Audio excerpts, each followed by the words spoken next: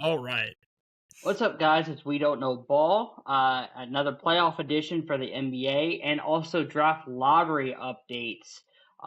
However, we do have our co-host Gunner the Runner here from Yep. Post Patrol here. How are you doing today, Gunner? Oh, fantastic. I'm not like my other co-host, Tyler, who has a vocab for word every week. Every week.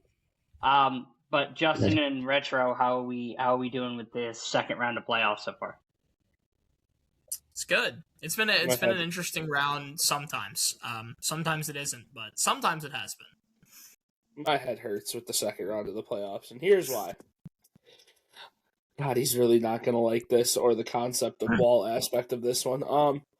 I really hate when non-basketball Knicks fans get involved in the playoffs, especially when the Knicks are still mediocre but beating a G League team in 4 games.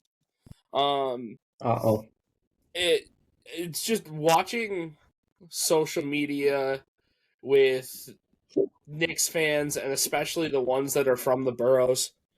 Man, dude. As much as New York hates Philly, y'all sure sound like some Eagle fans right now, and it's really, really insane. I can't see this aspect of New York. I understand the pride of beating Philly or whatever, but to say that you guys are a contender off of, well, your first round, which should have never happened, and your second round playing the Sixers, who really shouldn't be there. Man, Knicks fans, dude. Like, just get a grasp on, like, something, anything. Like, this might actually be your chance year, not your year. There's a difference. Their chance to make it to the finals. Oh, don't say that. We can't say that. They could appear. They could get there. They could make, you could get a participation trophy this year. Yeah, they already got a participation trophy. Just hang the banner. They beat the 76ers. Nah, bro. They got their participation trophy. They won the NBA Cup. They also beat Trae Young, so you can hang that banner too. They beat Trae Young, yeah. The majority of Knicks fans. I'll still never get over that. Shit's so funny to me. I mean, before we get into that stuff, though, like we said, the NBA lottery just came out the other day, and the Washington Wizards ended up winning the NBA lottery. Justin, I know you wanted to talk about the NBA lottery and kind of go down some stuff prior to us getting to the recapping some of the series and what we've seen so far.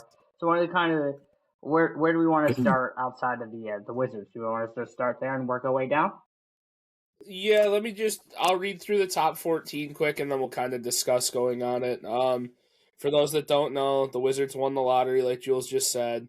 Utah at 2, Memphis at 3, Chicago at 4, the Clippers at 5, Brooklyn at 6, Sacramento at 7, Atlanta at 8, Dallas at 9, Milwaukee at 10, Golden State at 11, OKC in the 12th spot, thank fucking God. 13 Miami, 14 Charlotte. Yeah, just a couple things I'd like to talk about. I want to talk about how Washington feels like they already have their team in place, and believe me, I don't understand how they feel they have their team in place. So I just have a couple trade ideas for Washington to trade down off this pick and potentially see maybe what they can get to maximize this whole number 1 pick thing. Would it be ideal for them to use this pick correctly? Yes. Do I also feel like Washington thinks they're in a win-now mode going after Trae Young and AD? Absolutely. So the first one I have, a certain panelist on here will be very excited, I think, by this one. The Chicago Bulls received the number 1 overall pick. Washington receives the 4th and 15th pick. It's the most NFL draft night trade I could possibly come up with, but Chicago being so desperate for a star and an actual forward, I can see Chicago making a deal like this, and Washington, I think, looks out like a bandit. They still get one of the top 4 players at the 4 pick, and they add the 15th pick to maybe add some depth to that roster. Any thoughts on that one? Perfect trade. No thoughts.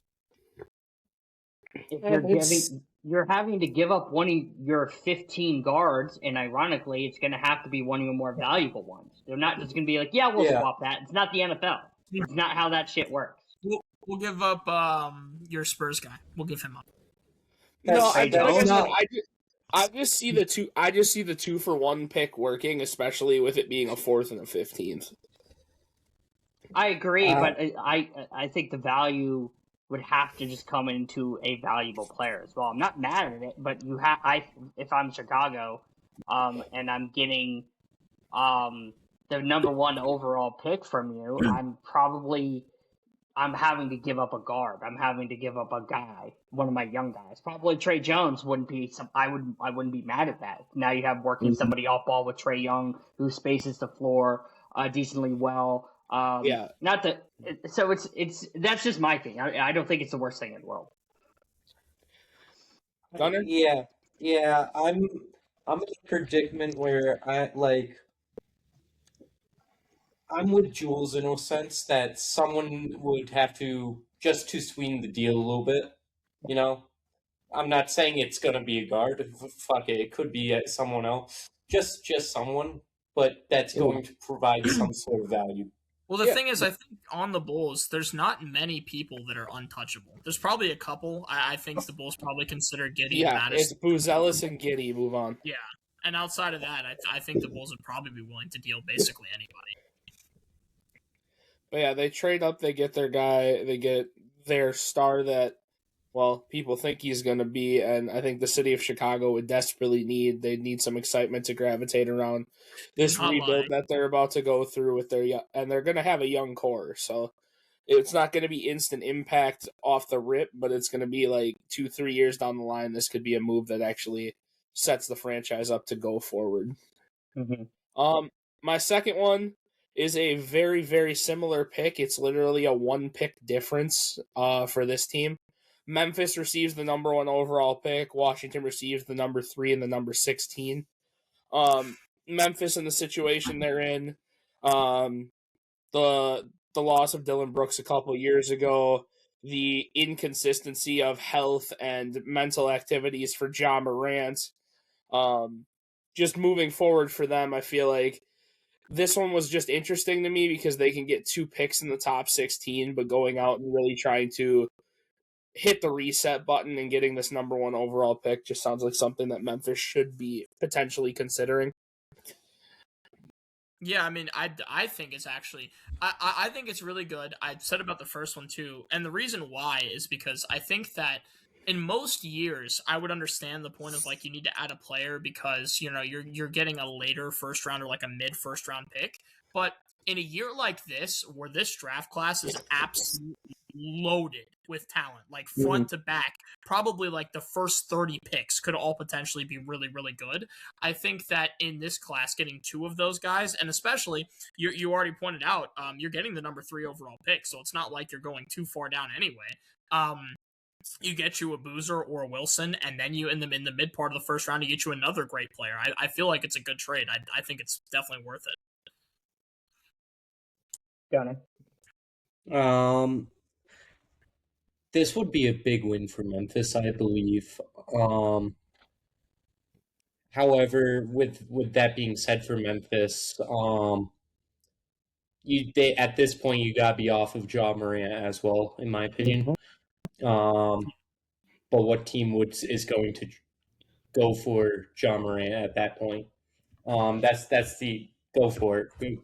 Is it you, Justin? Is it you guys? I don't want it, but Booker needs a point guard, and that seems. I mean, you're not wrong. It seems like the name that keeps getting thrown around and linked. It has been since the trade deadline last year that he'd potentially be looking for a new fit. And when everyone talked about the, he could go to Miami, he could go to Minnesota. I think if he's gonna be a head case, put him with another head case of Dylan Brooks, but put him in Arizona because he can't really get into trouble in Arizona. So. That's fair. Teammates before, right? Yeah, and they were teammates before. Like I said, it was just there were so many domino effects after I hated the idea of it because there were like glimpses when it worked in Memphis when Ja was at his best, when Dylan was playing two-way and not talking shit to LeBron, where Memphis actually looked really good. You could say that it was because of Desmond Bane being there and his ability to shoot. You could say it's the two-way ability of their role players that they had at the time or whatever. I think that our team right now in Phoenix is set up a little better than that one is with the role player aspect. Plus, I think they have a viable number one with Devin Booker.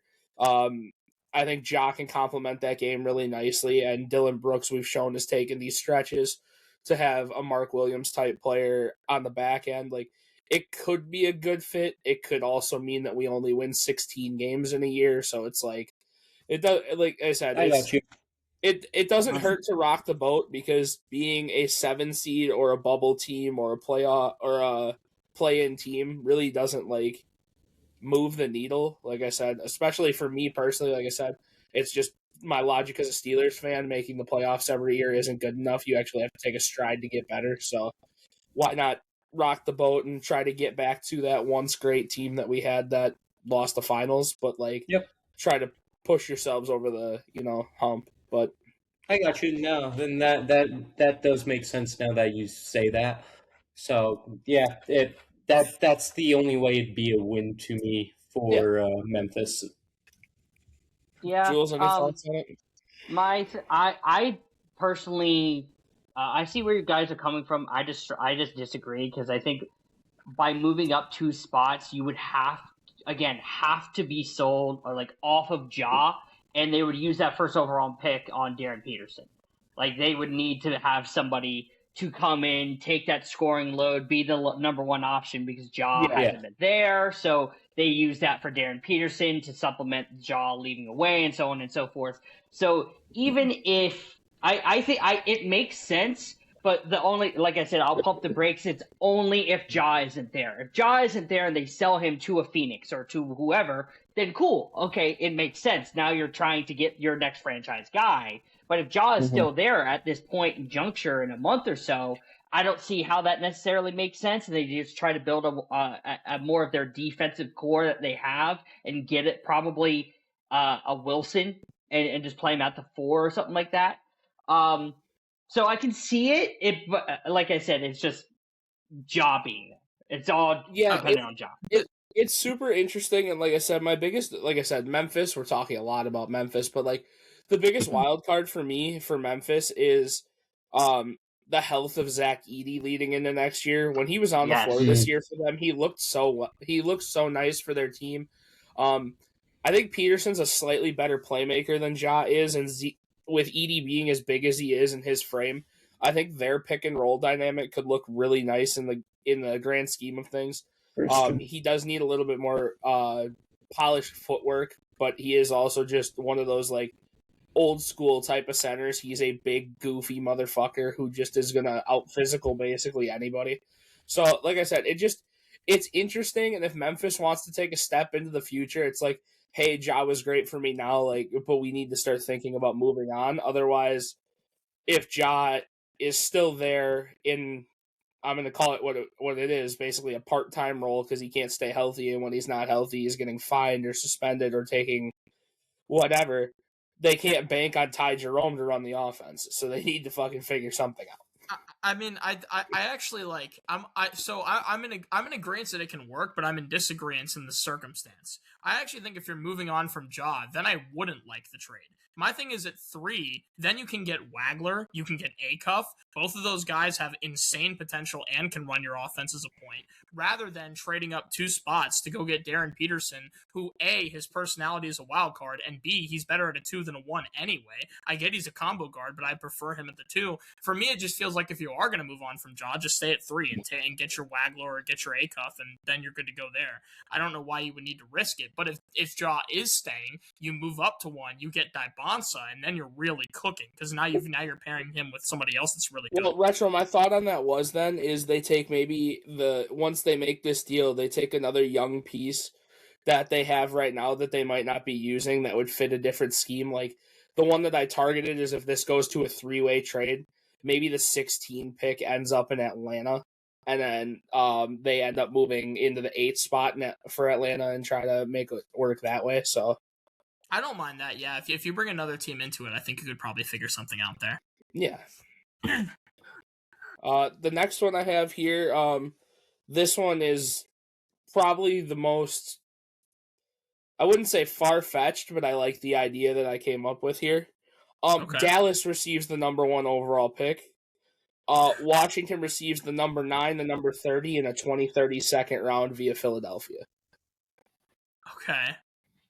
The only issue that I have is I don't know if the Wizards are going to be willing to give the Mavs that kind of ammunition, because the Mavs already have Cooper Flagg, and that in itself is terrifying. So then you pair Cooper Flagg, who's one of the better prospects that we've seen in a while, and then you pair him with Dybonsa, who's like probably one of the best we've seen in the past 2 decades. They wouldn't pick Dybonsa if they get the first overall pick. They would pick Peterson. They would pick disagree. Peterson and translate Coop back to. There's no way that they're going to pick Dybonsa and have Chris Middleton, Dybonsa, and Cooper Flagg there. That's way too much. No, I think I disagree, because I think Dybonsa has an ability that none of these other guys do. If you're moving up to the number 1 overall pick, you're doing it so that you can draft a generational talent. At that point, you're not drafting for need. You're drafting for what is elite. Like, you're taking the guy that you know is going to be good. And like, so why not? I don't. So why not go for the generational scorer, Darren Peterson, and help out with Cooper Flagg? Because Darren Peterson has question marks, as does everybody else below Dybonsa. But Dybonsa doesn't have question marks in anything, and that's the most important part. The biggest question mark. The biggest question mark in the world is that a number 1 pick is coming out of BYU. Well, that's like fair, but even let's say they do that and they get Dybonsa, it's a redundant skill set. So when you're on the basketball court, you're being able to scheme against 2 of the same guys who are extremely young similarly, and they're not going to be able to generate offense consistently. They're just not. So I'm not worried about a Dybonsa Cooper Flagg duo if they can't generate offense easily. You need somebody who's going to score the basketball. Darren Peterson's way safer of a floor. It's just I don't know, because when you say it's safer of a floor, it's assuming this is the thing. A lot of people would say it's way safer of a ceiling, but the floor isn't safe, because the problem with Darren Peterson is that the floor is assuming A, that he even cares about basketball, which is a question mark that we have yet to see answered, and B, if he's healthy enough to play basketball, which is a question mark that we have yet to see answered. And so until both of those answer, you don't really have a floor. You don't know what that floor is. I think Darren Peterson will be great, but the problem is they don't know. The only person that you can have almost a 100% assurance that will be very good is Dybonsa, because he's the only one without question marks. And the thing is, I think that Dybonsa has a framework to be a very good shooter. All you have to do is develop him a little bit. He'll get to be a good shooter. He already has an incredible fadeaway mid-range. He's got a great mid in general. I think that you can just develop that outwards as long as you have really good shooting coaches, which I don't think should be a problem. Players have developed jump shots before. That's not really a... So I think that in terms of scoring, Dybonsa can give you that. He averaged 26 a game. He can give you scoring. So I don't think that that's that big of a problem either. Would it be more so the issue that it's going to be 2 on-ball guys? Because that's what I mean by redundant play types. Yeah, that'd be my issue as well with it. It's Jalen Johnson and Jonathan Kuminga 2.0. Is that the Knicks tore them apart? It's because 2 guys who have weak handles going downhill, you can poke at their left hand and they're going to give it up. Cooper's really good at getting downhill. AJ Dybonsa's, I think, handle is mid at best. Well, my response to that would just be that Dybonsa does a lot of his best work off ball. So Cooper Flagg can play on ball, but Dybonsa's really good off ball. Dybonsa knows how to get open, he knows how to make space, and he also has an incredible mid-range shot that uses the space that he makes. So I think that if you let Coop take it up and do his thing as a ball-dominant player, and then Dybonsa is there to give him a lot of the help inside mid-range shots and stuff like that, I think it can work. I don't think Dybonsa has to have the ball all the time to be really effective. So honestly, I don't think it's redundant. For me, off of watching Dybonsa, and this is the only comparison I'll give him to somebody like a Steph Curry, is he's one of those people that's way more lethal without the ball in his hands. Like, he's very good at working himself and scheming through a defense and trying to find... He's really good at maximizing the open space on the floor. So, with Dybonsa being able to do that and Cooper Flagg basically transitioning from a 3-4 to a point guard this year, it could work out. I hear your concerns on that, Jules, like you're saying similar play types or whatever. But if Dallas is rolling in the way that Cooper Flagg is going to be, the main playmaker, but there is also one X factor I think we all forget about a lot, is that Kyrie comes back this year. So I think that's going to really shake the whole dynamic in Dallas. Well, that's my thing, is that if this trade were to happen, I don't think Kyrie stays. Why would he stay? He would easily be maximized with Trey, Anthony Davis, and himself. He would honestly be in this trade. He would be part of that package. Here's why, though. I don't think he's a part of that package, and here's why. I think Kyrie's getting up there in age. Kyrie's also fragile now, I should say. It's not like the fragile of, like, he's soft, but it's like you're an aging player coming off of a career-altering injury, so you don't know what he's going to bring back. However, you're bringing in a high-load offensive player to learn behind a Kyrie Irving, somebody who's been in generational situations for his career. He's gotten put to play with some of the best. He's also touted by a lot of people as one of the best in his own category.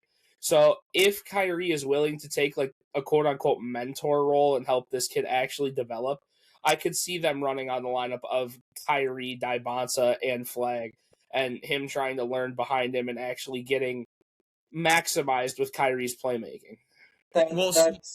Just to add to that a little bit, because this is the thing. What you would have to do then is you would have to choose to move either Chris Middleton or Clay.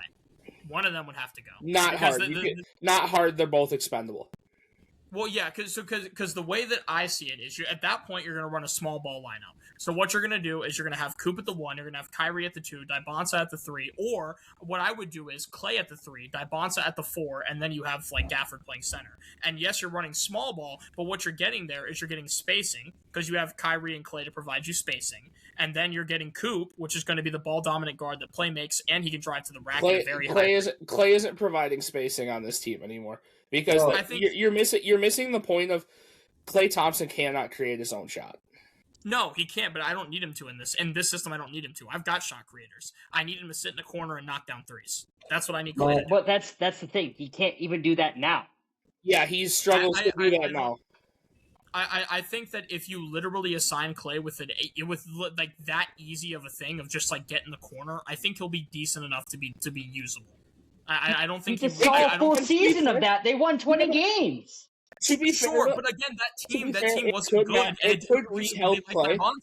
It could help Clay get back to, I'm not going to say old Klay Thompson ways, but it could help him reset his game, because this could turn Clay back into the do not put the ball on the floor, put the ball in the hoop. So you also have other guys. I don't see it helping. I think that Klay Thompson's fall off is like, it's insane. Like, he hit the peak and it was like the Price is Right game, and he got all the way to the top and it was over by $1, and this motherfucker went like this. So but I don't know. I mean, there's give and take aspects for it. Like I said, this was one that I didn't think would happen. I just thought maybe, just maybe, like, Washington doesn't want to be the guys that maybe potentially fumble in this situation, especially when they feel win now-ish.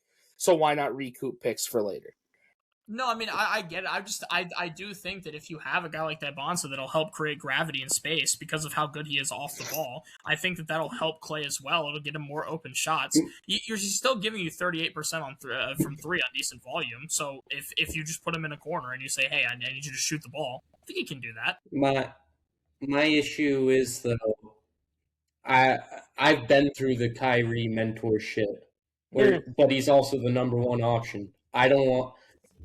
If I'm a team, I also don't think Kyrie at this point in his career really would still want to be that way, or that mentor yet. Yeah, not yet. And Gunnar, to reiterate that, just to like why I think he would be in this trade package is that now he gets put next to Trae Young, who's one of the better playmakers when healthy, and then the guy that he just played with in Anthony Davis. So you have a core of guys who are basically around the ages of 29 to 33. And they know each other. They have played with each other. That's their core.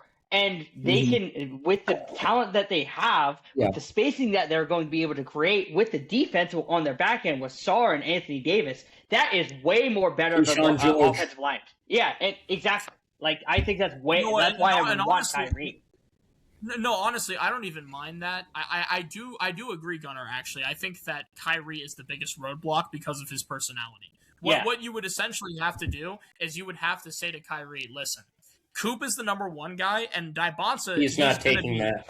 and Dybonsa is going to be his number 2. Yeah. So essentially, you're going to be the third option here, and Kyrie would have to take that. And if he didn't, it just wouldn't work. Let So me- that would be the problem. Yeah, It's an interesting concept. So Justin, I appreciate you bringing that up. Yeah. Yeah. The next one isn't as so cookie cutter. It doesn't really have options behind it. It doesn't have like a clear trade. But I literally put in here some sort of 3-way trade between Washington, Brooklyn, and Milwaukee. Oh.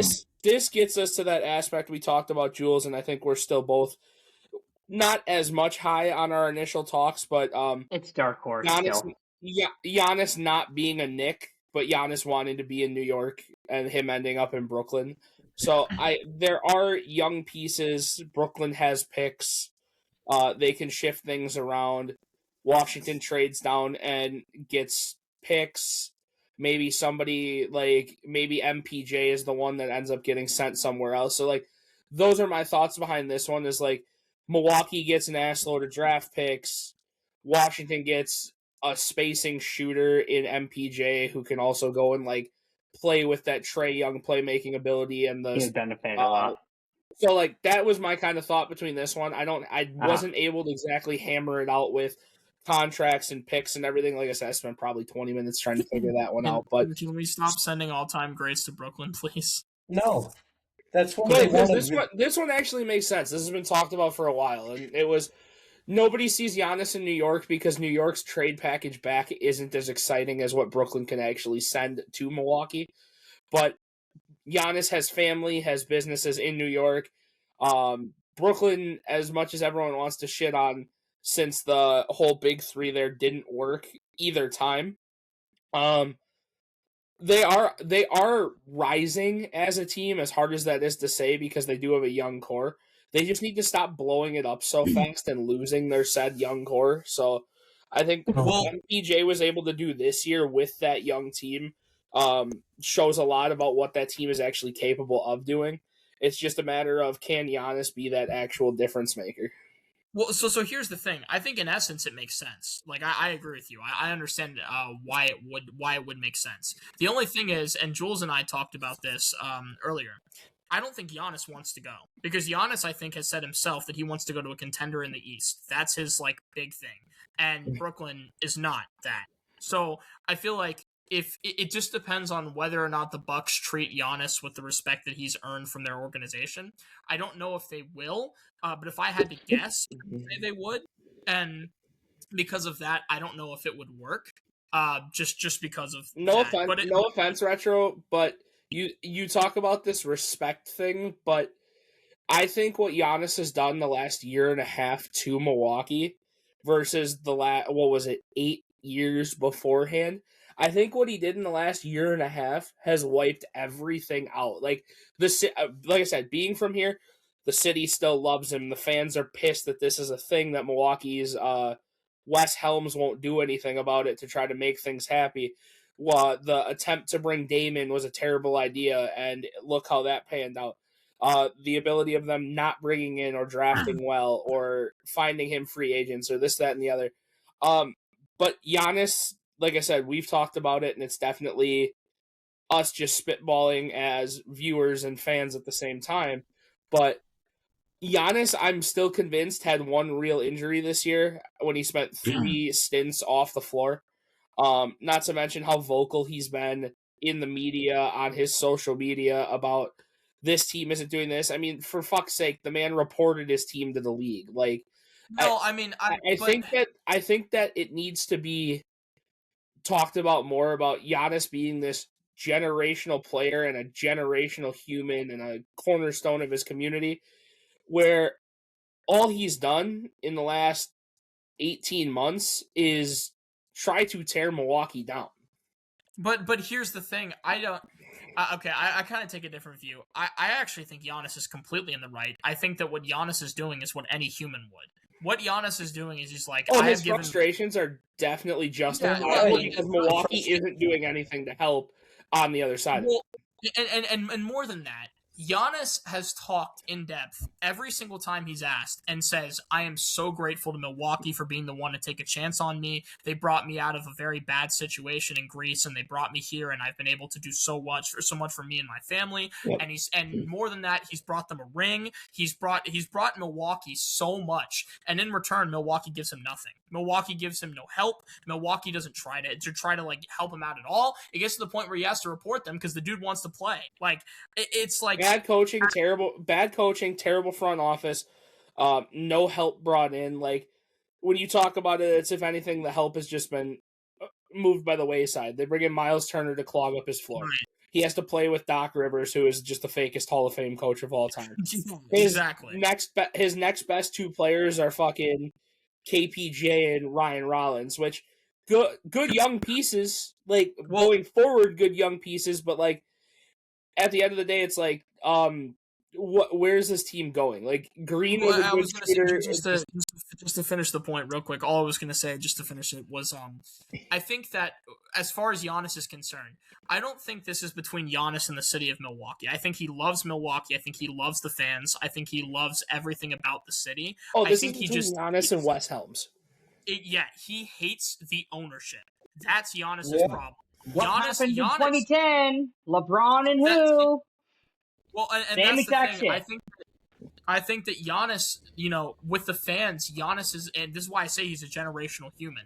Giannis with the fans has never once even had a controversy. The guy has been so nice to everybody in Milwaukee. I think he loves his fans. I think he just hates the ownership. Like he wants to go to war with these guys. But my thing behind that is with Giannis's ability, right? Especially with Giannis's likability, people want to play with him and this, that, and the other. If LeBron can get Cleveland to give him Cleveland, who is a small market team just like Milwaukee, if LeBron can get Cleveland to give him who he wants, why can't Milwaukee give Giannis what he wants?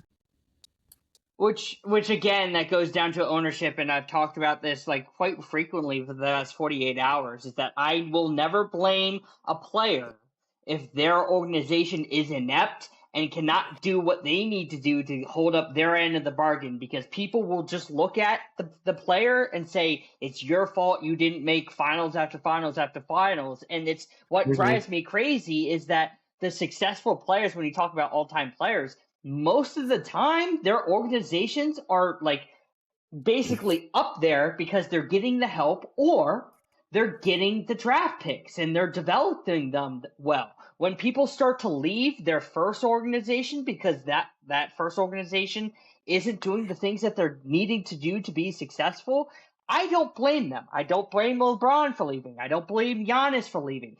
I don't blame Charles Barkley for leaving. I don't historically all these kind of things. And people will be like, well, he's not loyal. He didn't win for his first stint.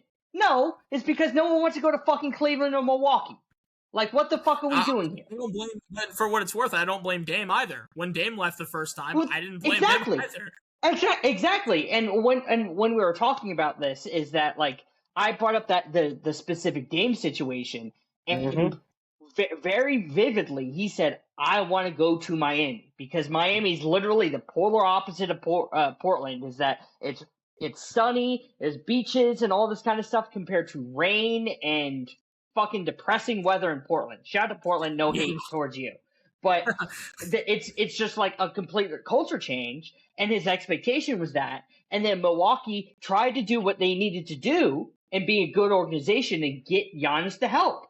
But when you get a disgruntled superstar in his original situation and go and get him to pair with Giannis, who just their play types just don't play with each other well, and say, here you go, you didn't really think shit out. You're kind of just like, okay, big name, go with big name. That's just dumb. And you brought up LeBron. It's actually the perfect example. I understand the heat that he gets for leaving the Cavs to go to the Heat, and I get that hometown, whatever be the case. LeBron was super famous early on in his career for carrying awful teams to very far places. You know what that says? It says the organization's not doing its job. Why is LeBron famous for carrying a team of garbage cans? Yeah. Why can't the organization bring in a little bit of help to make the superstar that is carrying them to the finals, give him something to work with? I can't blame LeBron for being like, hey, listen, Brooklyn. Yeah. I tried. I gave you my time. I brought us to a final. You gave me nothing back. And then before I move on to the next one, my question is like, we've seen this, like you said, with LeBron. We've seen this we're gonna see this with Giannis. So like, I do have a question. Even though the team is so quote unquote successful right now, they're in a small market with a giant star. How long is this going to be a thing for a potential like Anthony Edwards in Minnesota before he's up in arms with, oh, the first and second round of the playoffs aren't great, so like, yeah. It depends. If Anthony 2 Edwards years. wins a final, he says he wants to go play in the NFL. So if Ant-Man wins a final, maybe he'll just go to the league. Listen, I don't know. So listen, he's strong enough and he's healthy enough and he knows how his body absolutely works. probably could. If anyone's gonna actually do it, I could potentially see it, but it's not gonna happen. well, What about wide like receiver, bro? that's what I'm saying. Like, because we'll get into it. That roster is good on paper, but really Yes. outside of Anthony Edwards and That team is a great what 2K Terrence Shannon, simulation. yeah, Jaden Dude, McDaniels and Rockets are Terrence full of Shannon problems. Jr. No, Mhm. outside of The those issue guys, is the every roster full of droppers, bro. It's an aging team. it's an aging team. So everybody who has value there is the age of 31 plus. So I was gonna say, you're going to have to rebuild. Once Julius is done, once Rudy's done, like once their whole front court is done, like what are they gonna do? Like they don't really have. People want to say that Naz Reid can go do this or whatever. No, Naz Reid isn't going to replace a Julius Randle or a Rudy Gobert. That's what I was trying to point out. Fuck Was his that there are jawline, two. by the way. There are two. Known 3-level defender Naz Reid. Remember? No, that's why there are two main issues with this roster. The first is that they're full of droppers. That's the first problem. They're full of offensive droppers. That's not something you can have. Julius Randle is a known playoff dropper. He does this frequently, even though people wanted to kind of forget because he had one good playoff series, I think it was last year, and people were like, oh, okay, well, there's Julius Randle back at it. You know, what a great playoff performer. He's not. Naz Reid is inconsistent. A lot of their offensive weapons are inconsistent in the playoffs. This team is built around defense, which is fine to an extent, but if you can't get any offense to help your guy out, that is a big problem. This team was built specifically to beat the Nuggets, who are obviously like an all-time great offensive team because of Jokic, but then, you know, and the defense is there for the Timberwolves, but they don't have the offense to back him. The only way that and we'll talk about this in a second, the only way the Timberwolves can even win games against teams like the Spurs is if Ant-Man puts up a historic performance trying to carry the offensive load on his back. Like, that's the only way that they can do it. So I feel like it's just they're aging and they're not that good at offense, and those are two big problems. Yeah. Yep. All right. Well, the next one, I'm gonna get some flack for. Heads are gonna roll here, but I feel like it needs to be talked about just because somebody is just an absolute wizard when it comes to front office work. So, the Oklahoma City Thunder received the number 1 overall pick. Beautiful. And they trade this year's 12th, this year's 17th, and a second for the next 3 years. Yeah. This is what we call master I'm class. telling you right now, the only reason that this one, Jules, the only reason, and I will say the only reason that this was even added to it is because they do have 2 top 20 picks, and Sam Presti is a fucking wizard when it comes to making shit work out.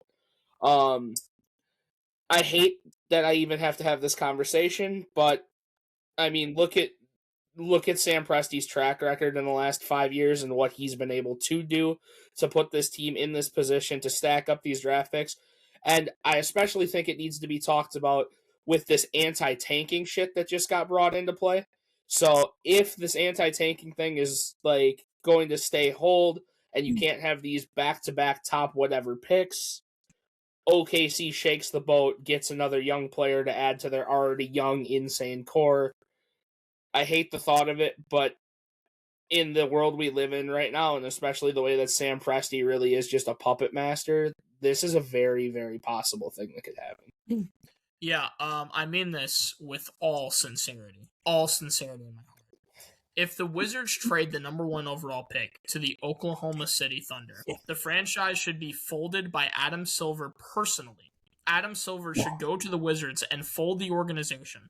Then he should take all of their players and put them in the G League with a lifetime ban on the NBA, and the Wizards as an organization as we know it should cease to exist, and all of their players permanently eliminated from the NBA. That would be the only reasonable response to trading the number 1 overall pick to OKC. One thing with first retro, they can't be in the G League if they're banned from the NBA. Just saying. No. Just from the NBA, because what I want is for their players to. The G League is a part of the NBA. Well, I'm saying from like. I know. I'm messing with you. Well, just because as well, it would be important for me so that they could watch the players play in the NBA and wish they were there, but not be able to actually be there, and that would be a very important part because it would be a punishment that would be a requirement in order to teach a team a lesson for trading the number 1 overall pick to the Oklahoma City Thunder. Their whole organization would have to be folded and their players demoted to the G League. That would be the only response necessary. This is why we do not trade picks with great teams. I am looking at you, Buffalo Bills. This is why we don't do it. Well, let me take this. If I'm the Wizards, fuck it, you do it. You do it. Yeah. Why?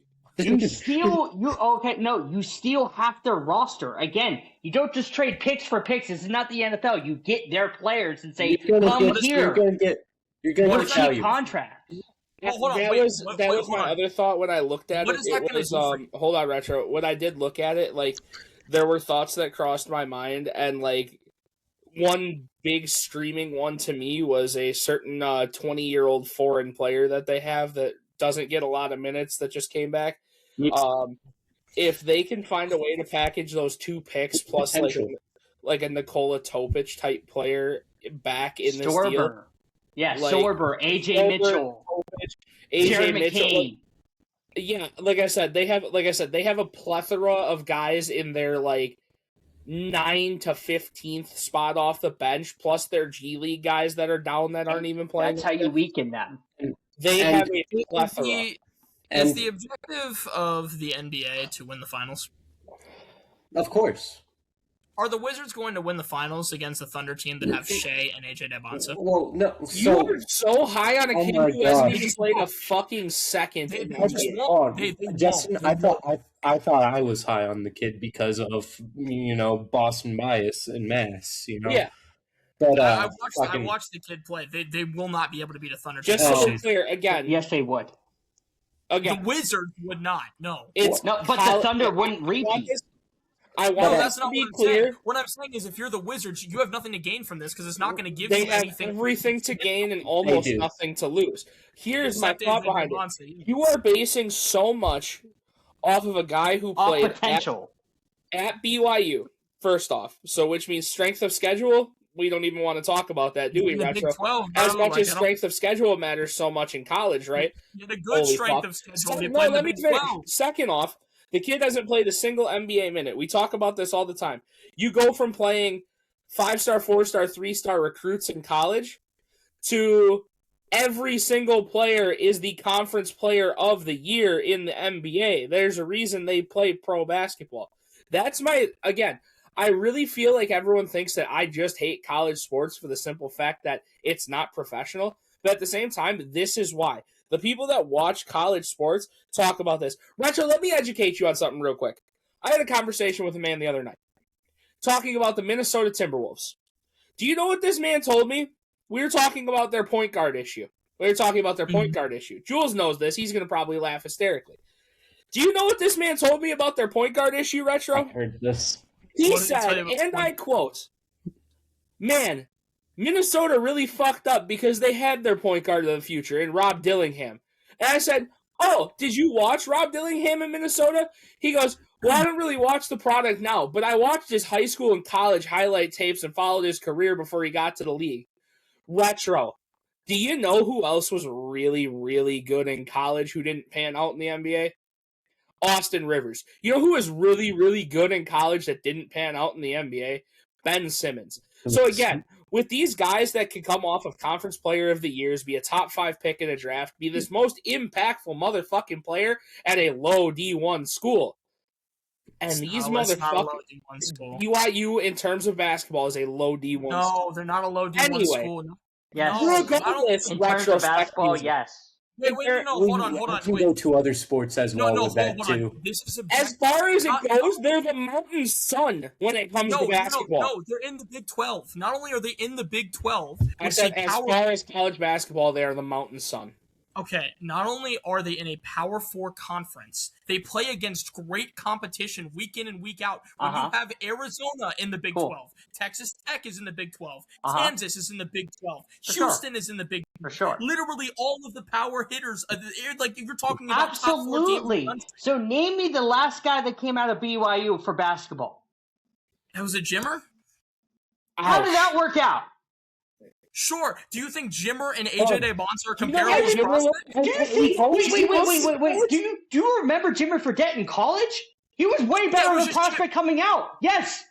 No, okay, Jimmer was Jimmer range. It was his 3-point shot. That was it. AJ DeBonza. That's why he was consensus lottery pick. That's why he was compared to Steph Curry. Who is more complete? It doesn't matter. It comes about as a prospect. I'm just saying retro in the aspect of, like I said, this is my gripe with college fans that want to talk about the pro game. That's bad takes, dog. No, not at all. No, retro. This is just my gripe. Is these guys that watch college religiously and partially partake in the NBA, or who knows, they watch both religiously. Oh man, this guy's going to be an instant game changer. This guy's going to be this. Again, it's the same thing. It's the words that stick out to me the most are when Stephen A. talked about Travis Hunter wanting to be a two-way in the NFL.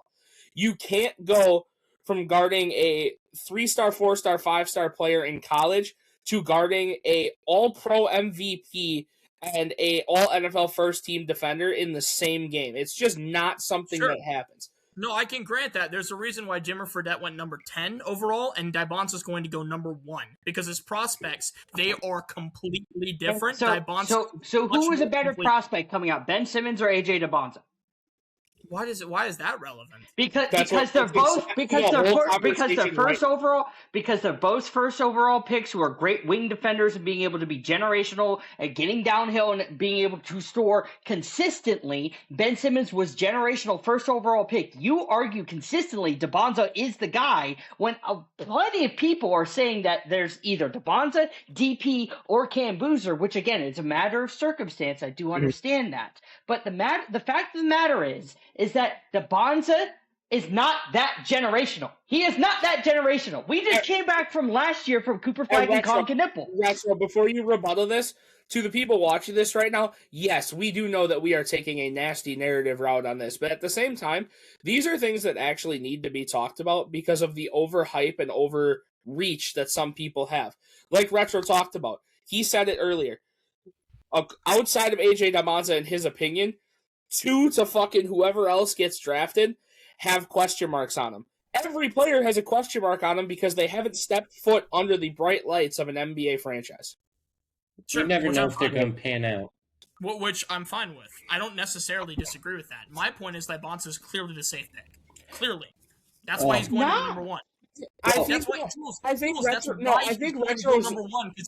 Retro's right on he's the safe pick, and the only reason I say he's the safe pick is because he has question marks. He just has less question marks than everybody else.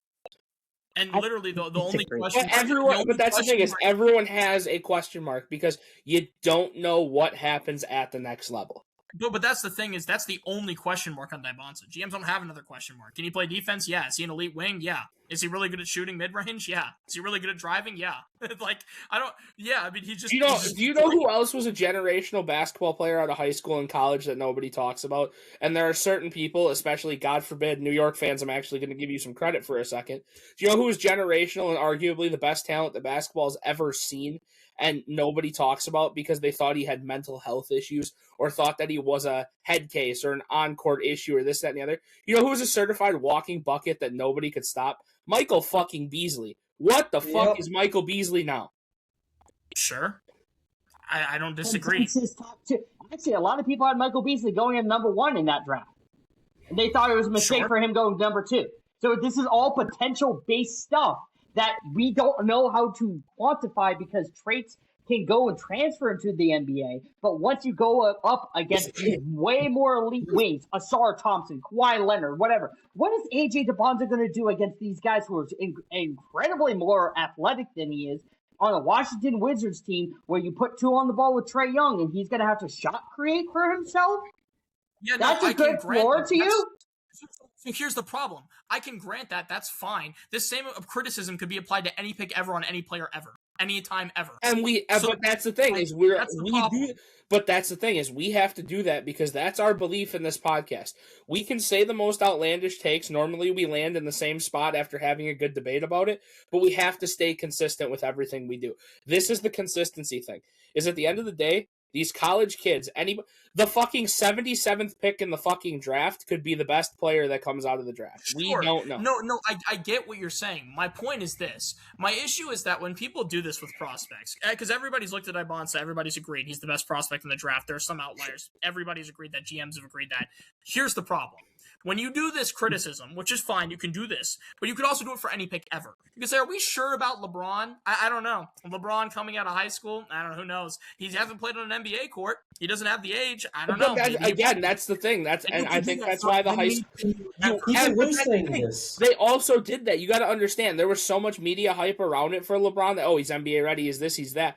If LeBron would have gotten to the league and it wouldn't have translated, it would have been, Cleveland is stupid for this reach. There were certified safety blankets that they could have taken, but no, they took the gamble and it paid off. I think we're spending way too long on the fucking lottery, to be honest with you. That's fine. My point is typical. Like I said, I only have 2 more talking points, and it's kind of a 1A, 1B kind of a situation. So that was it for the trade potentials. The first talking point of this is, will the Pacers try to find a way back into the lottery after losing the Zubox gamble? And will the Clippers try to move up to guarantee one of the top 4? I would say, talk about, probably the biggest loser in the fucking lottery. The Pacers. It's the fucking Pacers. They lost the fucking bet. They lost the fucking bet. They gambled and they lost, yes. Yeah, unless they literally said, hey, Clippers, you got Zubac. You want him back? I just don't see it happening. I don't see it happening. The Clippers, I mean, you could probably make that argument because, again, Kawhi's future, and they need a legit wing, so they wouldn't be able to go up and get that one. Outside of Garland, no one wants anybody on that fucking roster. But I could see them trying to go get a Caleb Wilson. If Kawhi leaves, so I'm not mad at that. I don't know how Wilson would play well with Garland. That's kind of a weird fixture in my head, but I'm not mad at it. Maybe Tyler could figure something out. Garland's a really good offensive player. Like I said, it was just a hypothetical after the situations between these two teams because they were the trade involved. Yeah. It was just my conversation because, like I said, I agree with you. Consensus loser in the lottery is the Pacers because of the gamble that they took. And the Clippers with their concerns of they really don't have a guy outside of Kawhi Leonard and there really isn't a future with the team. Is there any way that they can shake the boat to try to get into a position to have a young franchise piece? So I think the Kings also low-key lost. Yeah, but the Kings are the Kings are going to continuously lose. Here's why. Yeah, the Kings are now, would you argue, 3 years, 4 years past their sell expiration date on moving Domantas Sabonis for actually trying to build a future? They continue to just get recycled guards from teams, and especially it sounds like they love Chicago recycled guards at this point. So it's just I don't understand what Sacramento is doing going forward, and the more and more that this gets to it, it just seems like another California team that needs to sell the team. I could see them trying to move up, maybe giving the Clippers Dylan Caldwell and try to go get hopefully Acuff is there, because Acuff with Maxine Raymond, I will buy a Maxine Raymond stocks now. I think he's going to be really, really good.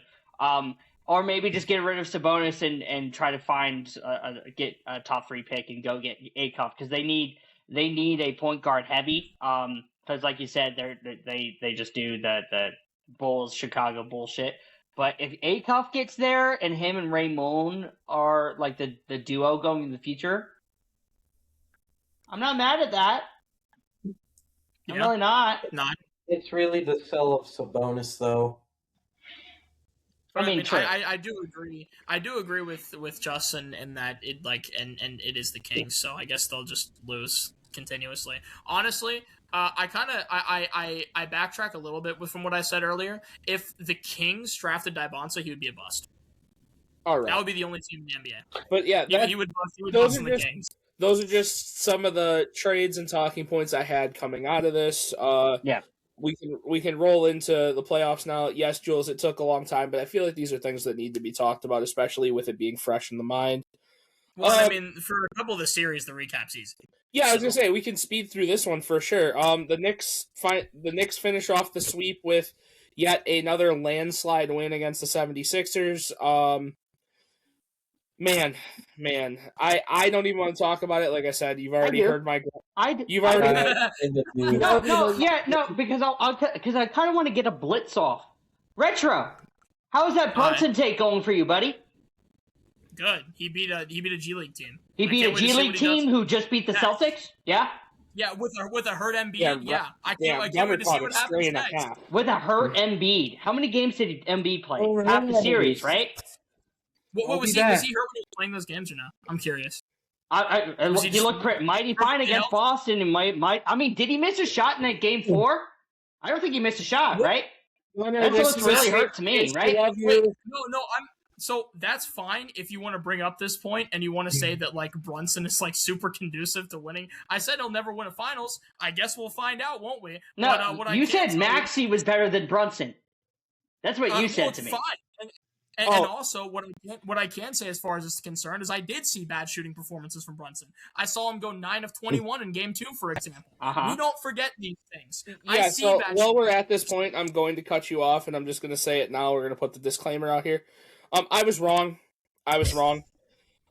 Maxey is not Philly's number one option. Philly does not have a number one option. Correct. Tyrese Maxey's game management situations in game 2 and 3. If you closed one eye and then slightly closed your other eye, you saw some sort of hybrid of Jason Tatum, Cade Cunningham, and Doink the Clown, all rolled into one person. So Allen Iverson got it. This man shot. Because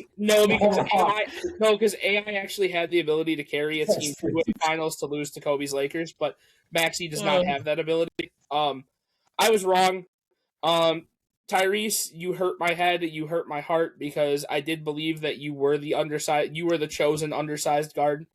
You show at times you show glimpses of you could be the future in the league. And then there are times where I'm concerned as to how you are making over $1 in the NBA, because you are supposed to be the guy that the weight falls on in Philly with Embiid out. And I think we all agree that Joel Embiid is definitely past his prime and is not a number one option as well. Going into next year, by God, VJ Edgecombe, you're going to have to take the biggest step I've ever seen out of any player ever. Because this was Philly's chance, and that's correct. The clock ran out on Maxey. The clock's ran out on Embiid. The clock struck 12 on the return of the Mac. It did do that. Philly, good luck, and may the odds be never in your favor. Jules and I, we disagree on the Brunson thing, but I can tell you that we have both agreed that VJ Edgecombe is clearly the future of the 76ers. Obviously, he needs time to grow. Of course, he's very young. That's fine. But that guy, if he can grow into it and he can be that number one, he's insanely athletic. He's got all the capabilities. All he has to do is just put it together. I think Edgecombe needs to be your guy. I really think Tyrese Maxey works great as a second option to Edgecombe a few years down the line. I think it's fine. I think it can work. Yeah. I got two things real quick. This is really Kelly Oubre's team. Yeah, it is. true. Yeah, it is, True. man. Sexton's been a lot, you know. Yes, absolutely. That's a good point. He just was the best player other than VJ Edgecombe this whole series. I'm just saying. Second, New York. I won't be glazing you, but I also paid $40 to Danhausen. You are gonna be cursed again. Don't worry. Double it and pass it to the next, because yeah. Yeah. And if Danhausen's curse doesn't work, for those that know, and this is going to go over a lot of people's heads, we'll just use a cloning machine and we'll bring more Danhausens to curse your franchise.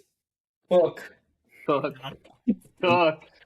Yeah, can we be I do for real? hope I that we can understand move we on. should talk. I understand. Yeah, I really don't want I to talk. do hope about the this Knicks anymore. We can don't move win on. because I just wanted to if get Jules- that soft little blitz off because Brunson was saying this. No, well, if you're gonna glaze Brunson for playing good half a series, then I don't even want to know what you have him after if he beats. Not to mention, Pistons. hold on, Retro. It's not even just half of Half a series. That's nasty. It's half of a half of a series because he only plays half of games, and in half of the series. He's a first quarter, fourth quarter merchant, and if you look at the numbers, it's pretty well proven. In 2 and 4, he can't hit the broadside of a barn, and then in 1 and 3, he's a good shooter, so he plays really well. Yeah. By the way, shout out to Cody for learning that new term, the half of a half player. We use it to describe Brunson. We use it to describe Brunson. We use it to describe Luka. We've used it to describe Steph as of this year. It's the half of a half player. So. I don't mind that. Anyway, moving on. Looks like we're actually going to be in for a barn burner. Yeah. Detroit and Cleveland are basically having an old school slobber knocker right now. I've not heard that word before. Slobber knocker? No, I've never heard that. It's a fetus. Okay, all right, hold on. I want to run something down real quick. Slobber knocker, a Donnybrook. You ever heard of a Donnybrook? No. Get educated. Yeah, fact. All right. am I in the wrong generation? Literally. I'm 21, bro. You're the one defending this country for this generation. Yes, I'm sorry. Anyway, yeah, this series is I will call this the definition of a roller coaster because it cooks. It cooks. No one cares. No one cares. It cooks. It cooks. I'm gonna say it now because it just happened, and I can catch all the flack in the world for it. I don't care. Congratulations for your meaningless one-quarter playoff record. Nobody cares. Nobody cares. Nobody cares. Holy coke. It's not holy coat, bro. This is prime. Donovan Mitchell is prime Chris Middleton. He shows up in one game of a series. He shows up. This is my problem. I have this discussion with Bucks fans all the time, especially when they were in this finals push and when they were looking good and there weren't Wes Helms problems. Chris Middleton averages 28 points a game for a season, right? Do you know how Chris Middleton averages 28 points a game? I'm going to drop 35. Then I'm going to drop 19, 17, 13, 35, 16, 12, 19, 22. This man, I'm telling you, he shows up when the lights aren't bright, and when the lights are bright, he becomes the greatest role player. He sits in the corner and watches. I can't. Mitchell is. I want to learn to like this guy because it sounds like I'm going to continue to hear his name for years to come. But at the same time, this man cannot be a generational one option, the savior of Cleveland 2.0, with these inconsistency issues when you are such a ball-dominant guard playing with a guy who was a ball-dominant guard who has turned into a playmaker that is supposed to elevate you. And since he's gotten there, he's elevated everyone else but you. So, I'm over the D-Mitch glaze. I'm over this. Actually show me something as to why you belong being considered a number one option. I'm going to say, I don't even need to blitz because it shows for me. Games 2, 3, and 4, he scores 30 plus. I'm good. We're good. On efficient shooting, we're good. Okay, playmaking. So 3 games of the year. I don't need Donovan Mitchell to play me when he's given. Wait. Hold on. In games 2, 3, and 4, he scores 30 points. on minimal playmaking, piss poor defense, decent efficiency. Doesn't seem to matter. You know that there's a consensus top 5 shooter of all time who wasn't a playmaker, who was a really good shooter, and in his peak was one of the best 3-and-D players in the league, and he was still a sidekick, if not third option on his team. Oh yeah, Klay Thompson. Curious, who moves you more when it comes down to playing basketball? Because it sure as hell from you is Klay Thompson. Right now, of course it's D-Mitch, but I'll take my D-Mitch 43 and a W. You know what? And I'll continue to look at the photo of him laying face down on the floor in the bubble. Hey, retro. Yeah. My issue with D-Mitch, because I'm a fucking hater. I got plenty of problems, especially right now. Man can only win at home. If you can't win away, what the fuck's the point? Right? Sure. Second off. Well, both teams are home merchants right now, but that's right now, yeah. but at least Detroit has won a playoff game on the fucking road. Yeah, this playoffs, yeah. So I don't know. I don't necessarily blame Game 2 on him. Second. Now we're putting blame in other places, even though he scored 30. All right. Well, game. Well, no, Jules, game 1. Jules, tell me when it's getting too far apart. I'm not moving the goalpost. He scored 30 and played great. Now, Game 1, he did not. Game 1, he played badly. I'll grant that. Game 1, he played bad. Game 2, 3, and 4, he played good. I disagree with Game 2. I heavily disagree with Game 2. I don't care about 30 points. How do you impact the court? I think it was very impactful. I don't think so. At all. Hold on. We'll take it to another level. Retro. A guy who set a playoff NBA record in blocks in his game 1 of his series. Does that matter? I listen. Does it matter? Retro. I swear to God, I'll reach through this goddamn fucking. Please.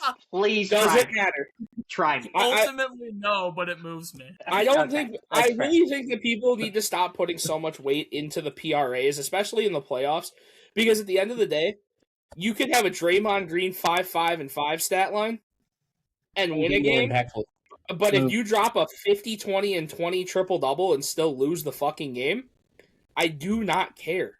No, well, here's my problem, because the problem is it's context. So I'll actually give you credit. There's no context in this. It is the playoffs. Every loss against you is a tick to send you home. It doesn't matter how well you individually play. But this is my problem. This is why, and Justin, I'll even give you credit for Game 2. Game 2, the problem with this team was that no one can hit a shot. James Harden is 3 of 13. Evan Mobley's 4 of 10. Max Strus is 1 of 6. Schroeder is 1 of 5. If I'm Donovan Mitchell and I'm trying to carry this team and I'm giving you 30 and none of you can give me anything because none of you can hit the broadside of a barn, I'm not going to blame that on Donovan Mitchell. It's not a 1v5 game. Basketball is not a 1v5 game. If it was a 1v1, I'll blame it all on Donovan. You're right, and that's exactly what I'm trying to get across, and I think that's what the other two are saying too. You're right, it's not a 1v5 game, so you're 30 points in a loss, you might as well have scored 0. Again, and ultimately, sure, but that's why we add context. We don't need to add context, because at the end of the day, it's wins and losses at this point. Right, but you have to add context to wins and losses. I'm sorry, and this is where I can be the odd one out here. Adding context to a playoff loss is cope in the playoffs. That's literally what it is. It doesn't matter. It is the NBA playoffs. In any sport, any playoff situation, it is a win at all cost. You win to keep your season alive. I mean, I disagree, but you're consistent. I think it's situational. I'm going to meet in the middle and be fucking mediator in this. I think that's situational. I'm fine with context, but it does matter about wins and losses. But if there's an extreme circumstance that happens, if we want to go into this next fucking series, then I think there's stuff being. Oh, I'm saving that for the end, so you can filibuster. That's and I want to say, Justin, to be fair to you, I'm actually completely okay with that take. It's consistent. Honestly, I don't mind it. If your stance is I don't care, you dropped 40, 20, and 20, your team lost, so you lost. You're going home. But that's the thing. That's what right. Let me just before we move on, I just want to give you a hypothetical here. say with Donovan Mitchell, right? Say this was game 4 and they were down 3-0. Sure. Say that he takes this 39 points of the most in a half since Jordan, blah, blah, blah, whatever. And he goes on to break Jordan's record. He goes in and he drops 83 points in the playoffs. But it gets him sent home. Does that not, like, concern you? It's like, damn, that's really cool for your individual career accolades. That's real cool. But at the end of the day, individual accolade, NBA championship. Like, you gotta weigh it. If that's the case, then I assume you have Bill Russell as the greatest of all time. That would be the only way. He's the greatest winner of all time. Right, and by your criteria, he's the greatest winner of all time. Context. Okay, I mean, I would just assume when it comes to a GOAT, you have to put everything into perspective. So here's the thing: you can have individual accolades, but if you don't have championships to back it up, what does it matter? We're not doing a GOAT debate on here because nobody wants to hear it. And nobody cares. That's fine. I'm good with that. Moving on. Currently in the third quarter right now, but we're 3 games into the series. The Thunder are 3-0 on the Lakers. And it's about to be a sweep. I'm just going to go ahead and say this. You guys can handle this part of the segment. I'm sick of playing OKC defender. I've been doing it for the last week. I'm tired of the negative bias that comes around a team that is winning as a team, regardless of superstar individual performance, because at the end of the day, for me, it's, like you said, Retro, it's not a 1-on-5 game. It's a team game. And it's about getting a 4 in your win column. That's literally what it is. And AJ Mitchell might be providing more value to the Oklahoma City Thunder than Shai Gilgeous-Alexander right now. It's a double fucking standard, and that's what I don't fucking like. Is that we'll talk about this. Is that, like, we didn't do this, right? But the Jokic conversation that we had to have multiple times on our platform, which I'm not going through that bullshit again. Decent series, right? But games 2, 3, and 4 didn't well. You're so on and so forth. Okay, cool. Sure. Still impacting his team to lead to at least a good offense because, he's having to do so much. It's just that there's role players on his team are letting him down. But 99.9% of the time, when your superstar doesn't do good, your role players can have these type of games where you can play hero ball for one game. The Robert Ory shot, the Derek Fisher shot, whatever. But when your 8th man on your roster is providing more impact value than the 2-time MVP, that is nasty. That is disgusting. Yep. So when we start having conversations about that is really put into perspective. Is that it doesn't, to me, I don't care about your wins or losses. Impact the game. Challenge impossible. Well, and Jules, I'll take it a step further. Who's had more impact this playoffs, Wemby or Shai? Wemby. Interesting. But who's the best player in the world? Nikola Jokic. Hey, fair. I think Jokic just had more impact than SGA. I disagree with that. Like I said, and this is like I said, my talking point on it is what it is. They were not giving enough credit to JJ Redick for scheming Shai out of his comfort zone. And my thing with it is you can bring up on-offs, you can talk about the impact, you can talk about this. Who knows? This could be a Mark Daigneault masterclass inbound. This could be, oh, look, we're going to throw different schemes at him because I'll tell you right now, and I think you guys can all agree watching OKC play, this is not the OKC brand of basketball that we have watched for the last 2 years. This is a completely different team. This is the culmination of it is this team is coming full circle. What did we talk about up until the start of these playoffs? This has been Shai dragging inefficient guys across the line for a majority of last year, a majority of this season. He's been the only consistent. So they get into a situation where Phoenix played solid defense on him, made him take inconsistent shots, made him rush his timing, rush his playmaking, rush his everything. The Lakers are doing it in a significantly better manner against him, granted still down 3-0. My thing is, I think Daigneault is throwing a completely different offense on the floor, and it's taking everyone by shock because Now these role players are in different spots, different situations, making more impact off of anything. Look at Jared McCain of all fucking people. Yep. Like, I think that they're throwing a different disguise, so people have to scheme at his phone's overheating. So we'll let that, whatever. But Yeah. I think OKC is throwing different schemes at people so that they're becoming almost unschemable. Like, I think that Shea is getting absolutely hounded. You can agree to that. He's getting a double team thrown at him almost every time down the floor. They're doing exactly what we talked about how to beat the OKC Thunder, is to make everyone but Shea beat you. And now they're proving everybody but Shea can beat you. So who knows? This could be, like I said, this is my personal opinion as someone who has studied the game, has coached, has done all these things. I think they're throwing a different scheme, and Shea doesn't look as good in this scheme, but it's a necessary thing to be done because, like you said, the eighth man on the bench is looking more productive per minute than Shea is. But look at what's happening. They're still putting belt. They're looking more efficient as a team. So my thing is, it almost seems like Shea not playing as well is doing the, and I'm going to say this very, very loosely, the Michael Jordan thing. It is raising everyone around him to the occasion. Well, and I don't even mind that. I actually agree, Justin. I think it's a good point in that JJ Redick is doing all he can. Like, Dude, he's got a great scheme. It's just he doesn't have the personnel. Like it gets to a point they have where no personnel to stack up with this team. the Lakers' personnel is just nothing compared to the Thunder. So JJ Redick can scheme as well as he can, and he's doing good getting Shea out of his comfort zone. But at the end of the day, he just doesn't have the personnel. Like the Thunder are just a better team, so they just lose. So the Lakers just lose, and there's nothing he can do about that. Oh, for Just sure. yeah. Retro, the guest over there. What is your take on it? Oh, I'm with you. Because we've been I'm standing pretty defending them. united, defending I thought OKC. you were talking to me for a second, and I was No, Gunnar and I have been standing almost hand in hand. I've probably been leading the charge more because I'm welcoming the rage bait and fighting it when we're having these conversations. But it's like I said, okay, so Shea has had an off series and has started sluggish in this series.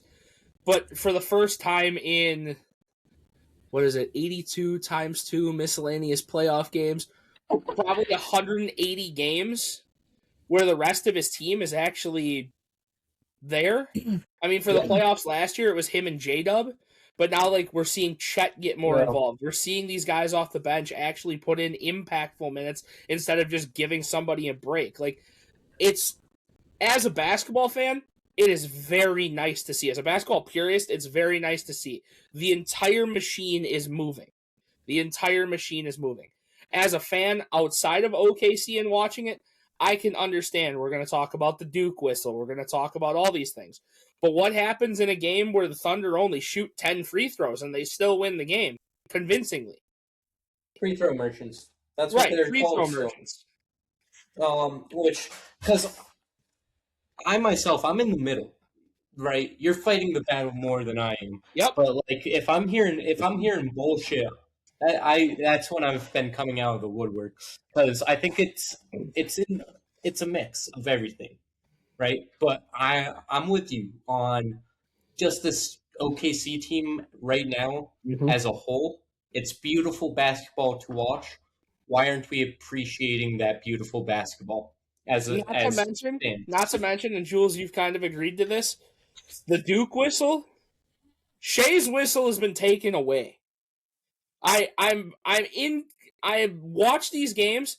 Shea's not getting the calls he got during the regular season. The Shea whistle, the flailing, the this, the that, Shea is not getting to the line. Shea is not getting the same calls. His team might be, and his team is getting away with a lot more hacking and hard defense and whatever you want to call it, because they aren't getting as many fouls called against them. But there are games where it is looking pretty 50-50. There are games that are more heavily weighed where the Thunder are getting the advantageous calls. But it's almost comical to see. Everyone is trying to blitz it because they don't want to see a back-to-back champ for a team that is building a dynasty. Yeah, I mean, Shea is top 3 in drives to the basket in ratio to fouls given. So, I mean, he's getting fouls almost every time he drives, but not Not in this series. Yeah. No, I mean, which is fine. I just think it to be fair, like I think everybody at I this think point that that I think the discrepancy now with OKC versus everybody else is it's not so much on the foul baiting on their offensive side, it's the lack of foul calls against them when they're I playing. agree. But it's also And showed in the Lakers. It's also showed in the Lakers series. I think Shea's been in foul trouble 2 of the previous 3 games, and I don't know what he's doing tonight. yeah, well, I think that also what people are mad about is, and people have like broken down film of this, where they'll not call a foul on the Thunder on defense, and then the other team will do the exact same thing and they'll call it. And that's been like a problem that people have had with refs with the Thunder. I think that the Thunder whistle does exist. I think most people agree with that. I guess Yes. it's just to what extent you think, which is fine. Ultimately, though, I agree. It kind of is just a cope, because the Thunder are really good. With or without the whistle, the Thunder would still. With be or dominant. without the whistle, this team is still an insane. Like I said, we talk about it all the time. We talked about it when we were talking about the draft. What Sam Presti has been able to build in Oklahoma City in a short time is it's beautiful. Yep. Jules, you want to give any thoughts on it, or do you want to go filibuster about your series? I want to filibuster about my series. Yeah. No input on what we just talked about? Not really. I don't really give a shit about the Thunder. They're a better team than the Lakers. Like, Yeah. they're a better team than the Lakers. They're a better team than every team in the league. There's one team that gives them a scare, and it just happens to be the San Antonio Spurs. By the way, shout out to whoever was in Walkham's podcast that said that Minnesota is a better matchup for the OKC Thunder. There's no way in hell that you actually believe that that's a real thing. But anyway, moving on. Well, we're tied 2-2 in the Spurs-Wolves series, which I think everyone's a little bit shocked about.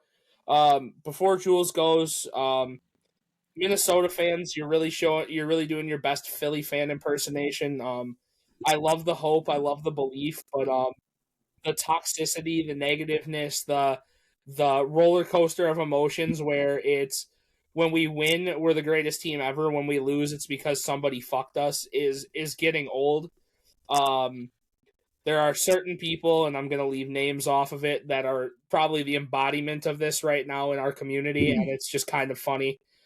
Top one hoops, Matty Carpenter, but it's just kind of comical to me. But the biggest talking point right now, I think, on this series was the flagrant on Wemby and the elbow, and should the league take a second look at this?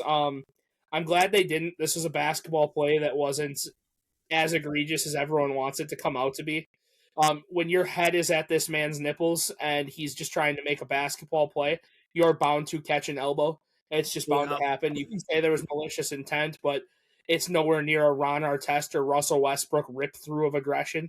There's no way in hell you can convince me it's even on that same level. The Spurs have looked really good in spurts. Minnesota, and especially Anthony Edwards, is doing everything he can to extend or potentially win this series. Jules, I will let you have the floor and talk about the Spurs because I really need your team to win because we will get the best 5, 6, 7 games of basketball that we have seen in consensus probably the last 10 years. Fingers crossed.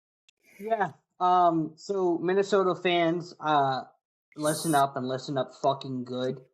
You guys are fucking fraudulent. And I will double down on this because I had that take at the beginning of the year. And a certain person on the TikTok app went onto the We Don't Know Ball comment section and said, I remember that guy Jules calling us fraudulent. And now the series is tied 2-2. Mind you, game 1, we missed a 3-pointer and could easily be up 3-1. This is the second win you guys had was because of a Victor Wembanyama elbow, and we lost by 5 points, and we're going back home. Everything that you guys have done, talking about physicality, being a good defense, and all this kind of stuff, like I've said, fake good defenders. Because what you're doing is clawing, bitching, whining, scratching, clawing at a 7'4" guy who is literally breaking your offense to a T. The only person that is producing anything offensively is no-knees Anthony Edwards. That's the only thing he is. And Anthony Edwards is a fantastic player. I don't want to discredit him. But you Minnesota Timberwolves fans have told me that Anthony Edwards is better than Victor Wembanyama because Victor Wembanyama is, quote, another Kareem Abdul-Jabbar, unquote. Wow, consensus top 5 player of all time. Thank you. So, hold on. With quotes like that, you need to drop names because that's wild. Amber Royalty, you're a dumb bitch. Thank you for telling me that. You're going to be on my post. You're going to be on my post if we win this series. I got Top One Hoops. I got Maddie Carpenter, Amber Royalty, and Cuckoo Knows Ball. All of you guys are on my shit list if we beat you. I do want to say this before Jules continues to rant here. Like you said, we're not going to discredit Ant because Anthony Edwards, with the knee issues that he's facing, should have missed the entire first series of the playoffs. Played on a knee he shouldn't have played on. That hyperextension was fucking disgusting, and he should be out for the remainder of the playoffs. The man is playing on no knees and still giving work to one of the best team defenses in the league. So actually, all the credit in the world is deserved to Anthony Edwards. Absolutely. However, if I ever have to hear that Naz Reid is a known 3-and-D defender, if I have to hear that Rudy Gobert is got Victor Wembanyama handcuffed, if I have to hear that Julius Randle one-on-one is a pound-for-pound better player than Victor Wembanyama, if I have to hear that Jaden McDaniels is actually a KD clone one more time out of a Minnesota fan's mouth, I'm going to start checking people into an insane asylum. I'm sure that Puka's got a bed next to him in rehab that you can join and spew all your narratives to. Because I don't know where the hell you guys get off thinking that this Minnesota Timberwolves team right now is 96-97 Bulls or 2015-16 Golden State Warriors. I don't get where you guys are trying to say that this team is an all-time generational team. You have Anthony Edwards and friends. That is what is happening right now.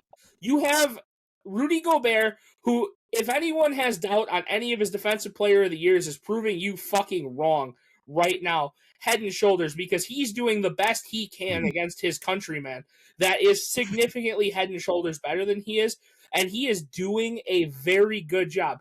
Wemby is going to put up his numbers. He's going to get what he's going to get. The man's 7'4" with Kyrie handles and a KD burner. What the hell are we going to do when this man hits full peak? I just don't understand how you guys can say that this team is a top 5 team in basketball, how you can say that this team is competitive enough to go win an NBA championship, or how this team is comparable and will give the fucking Thunder more of a run for their money than what the Spurs are putting together. It's blasphemous. And again, I was an advocate for this team last year with Nickeil Alexander-Walker. You lost that. And now, are you still a great playoff defense? Absolutely, because you have Rudy Gobert. But then offensively, this series, Victor Wembanyama on the court has shut you down from 2 and getting to the rim because he just breaks your offense. That's his value. That's why he impacts offense. Julius Randle has more turnovers than fucking field goals made this series. Rudy Gobert can't finish a fucking dunk because Victor Wembanyama's there. Again, everything is reliant on your jump shooting. And guess what? If you're relying on no-knees Anthony Edwards to consistently create jump shots for you,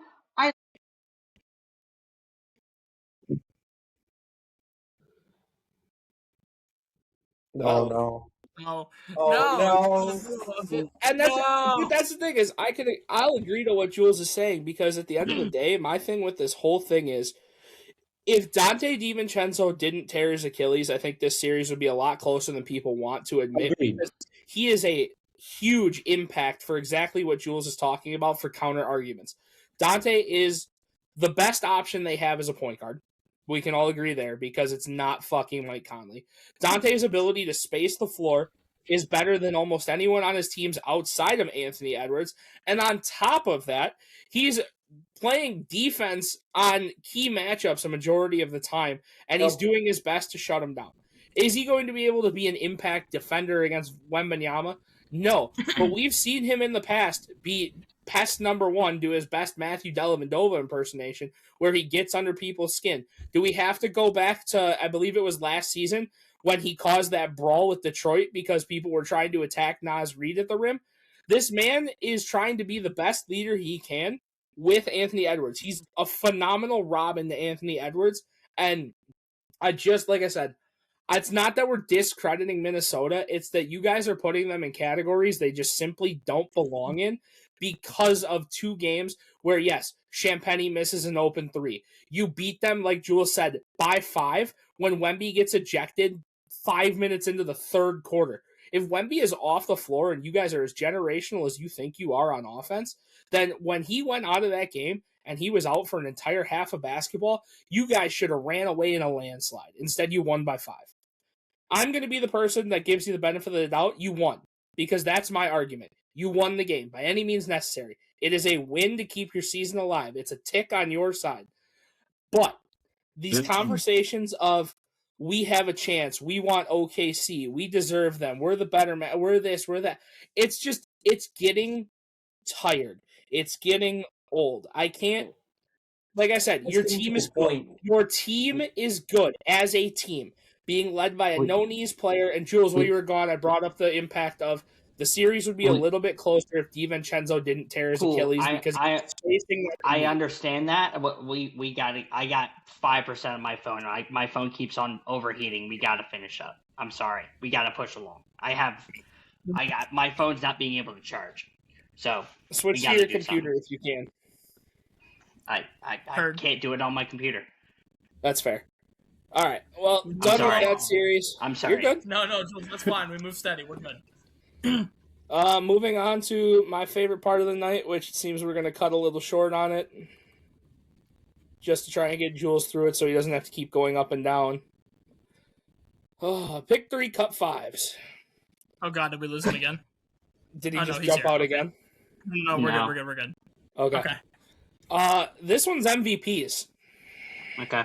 Oh, word. I'm not giving you a time frame. I'm not giving you an era just because it makes it significantly harder. The first one up is 25 SGA. Keep. Sure.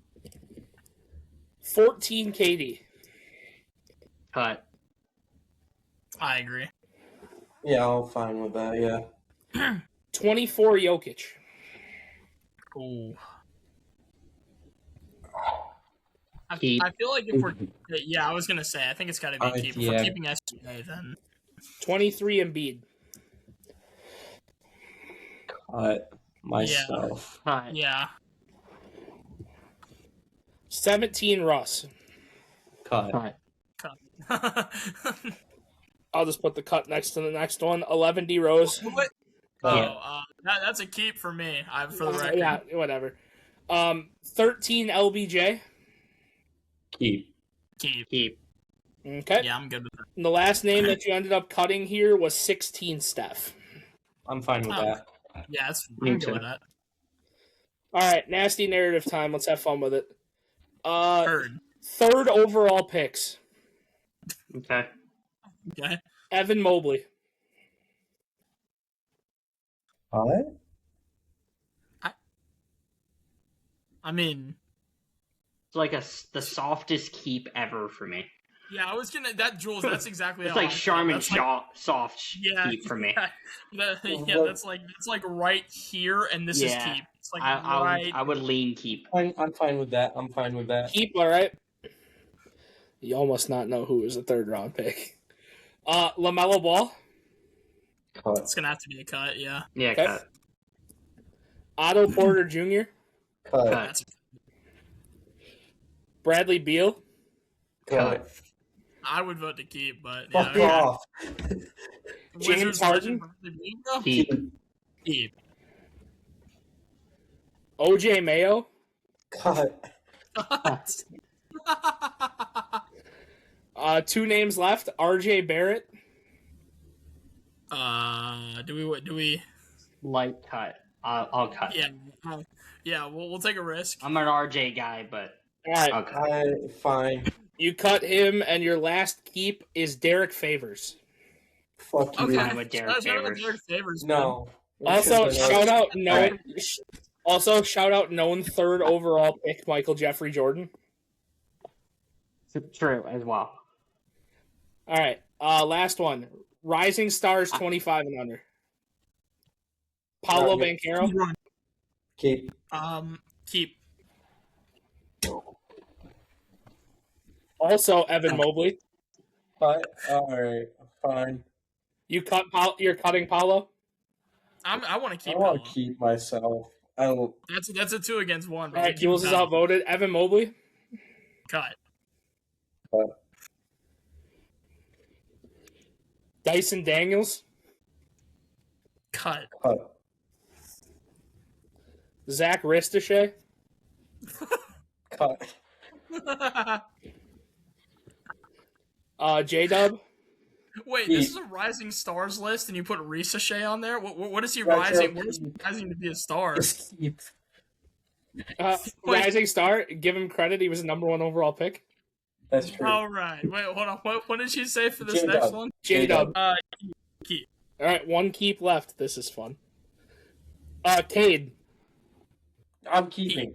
All right. Yeah, I'm fine with that. Wherever the wind blows. All right, so your last 2 cuts are Jalen Johnson and Ant-Man. Oh, that's unfortunate on the last one. That's And unfortunate. then time of recording, And May slow 11th. Time of recording, May 11th, 1980. Philadelphia Phillies Pete Rose, 39 years of age, steals second, third, and home in the same inning. Oh yeah. Fuck yeah. Yeah, Retro. He stole second, Okay. third, and home in the Yep. same inning. I forgot about that. Are we talking about it 3 different? Like he went, or are we He talking got about on base, stole second, Right. Second. stole Oh, third, and stole home. Same round. crazy. Yep. it's crazy. That's why you would think at some point in time they would just keep on throwing Yeah, it back to known the base. base stealer Pete Rose at age 39. Did it. Yep. That's wild. I forgot about that. Oh, and for the viewers, I think we may have lost Jules. Can we just talk about unfortunately. our co-host here? We're at an hour 36 of time, and his phone died. Unlucky. What's on This him? fucking guy, we've recorded for 2 hours and 20 minutes, and nobody's had issues. Unlucky. And man. he's been at like 80% during those. Yeah. And listen, for people that don't know, I'm on Eastern time, so it's it's late. For me Well, and I'm while we locked in. wait for him to get back in here, does anybody want to throw out a controversial playoff take from this year? Yeah.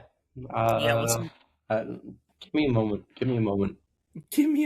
I gotta consult real quick. Retro, you want to throw one? No. Oh, yeah. I don't know if Paolo is definitively better than Franz. That's my. I don't know if that's controversial anymore. That's, yeah. I don't know. I see a lot of That people actually defending might Franz. be the most grass is green take now.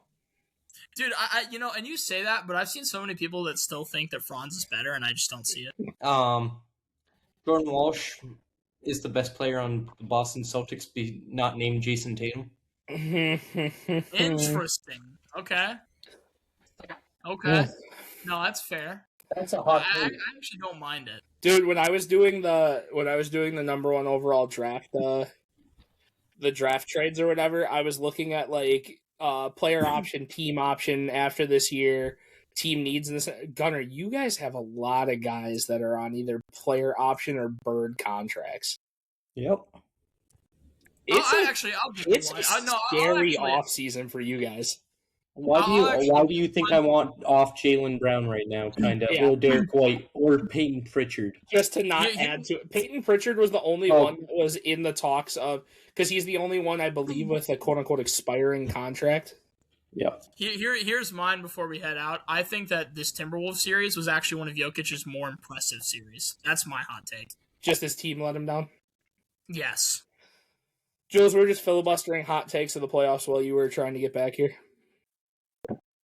I'm at Welcome back. 1%. So, Sign us out. All right, close it. Let's close it. all right, guys, that was We Don't Know Balls. Again, sorry for me going in and out, just doing this on my phone. If you guys, If you guys have gone up to this point of the video, please like, subscribe, and follow all of our pages on TikTok. Follow us on YouTube. Follow Post Patrol for Gunner, as well as follow Our his stuff sister for podcast.